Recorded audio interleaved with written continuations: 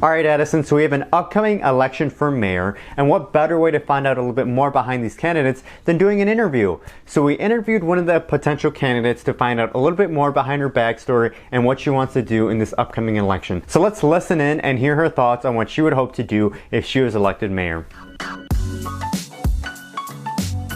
Sinkule. I'm a social worker in the community, but I'm running for mayor in Addison. Honestly, I sit on the Addison Public Library Board, and after being on local government for a couple years, I've noticed that there isn't a lot of also representation, and I think to me that's really important, that our community reflects individuals in local government. I feel like a lot of things during the pandemic, I think, kind of motivated me into this. We have agencies in our community that are trying to do their best, but what I realize is a lot of them aren't really reaching out to or targeting specific populations that actually have been hard hit during the pandemic, which was an eye-opening experience to myself, because maybe it's just because I'm a helper and I just want a healthy community.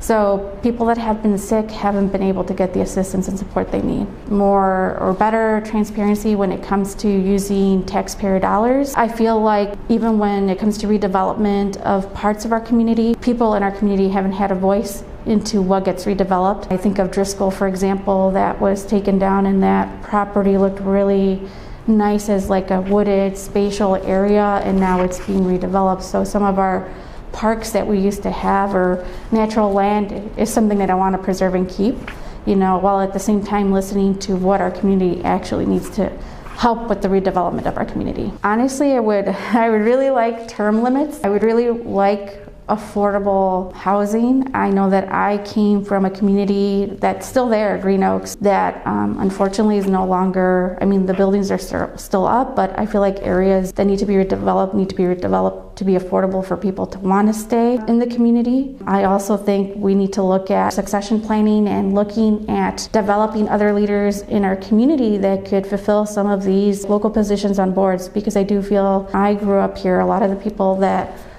were on the board then are still on the board now. I can't not say my family.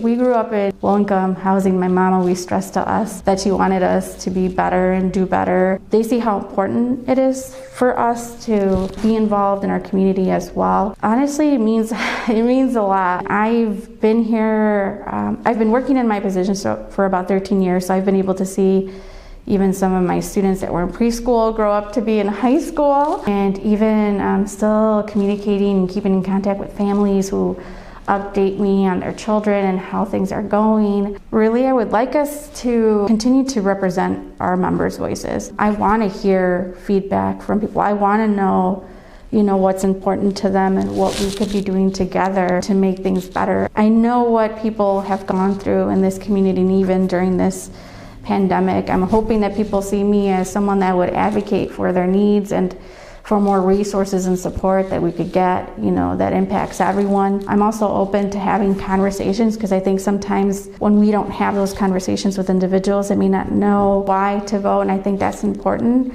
I think it's important to build that rapport with someone.